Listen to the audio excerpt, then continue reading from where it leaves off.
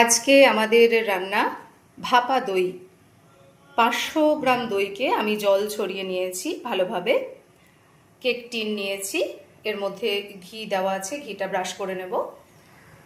আর আমার ঘরে condensed milk ছিল না, তাই আমি হাফ কাপ গুঁড়ো দুধের মধ্যে 5 চামচ চিনি দিয়ে এবং একটু লিকুইড দুধ দিয়ে এটাকে মিক্সিতে পেস্ট করে নিয়েছি। তৈরি হয়ে গেল আমাদের ঘরোয়া কনডেন্সড মিল্ক।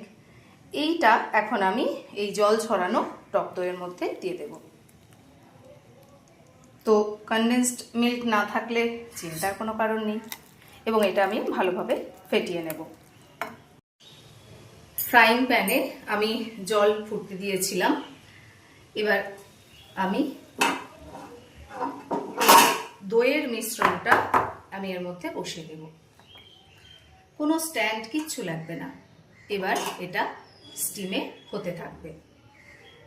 10 মিনিট পরে আমরা ফিরে আসব। দেখে নেব এবার ভাপা দইটার কি অবস্থা। ভাপা দইটা অলমোস্ট ডান হয়ে গেছে। তো এবার আমি এটাকে স্টিমেই কিছুক্ষণ রেখে দেব। তারপরে এটা আমি ফ্রিজে সেট করে নেব, তারপরে আসছি। ভাপা দইটা ফ্রিজে রাখার পর মোটামুটি 20 মিনিট ফ্রিজে রেখেছিলাম। তারপরে ভাপা দইটা এরকম দাঁড়িয়েছে। একটু কেটে দেখিয়ে দেব কত সুন্দর হয়েছে।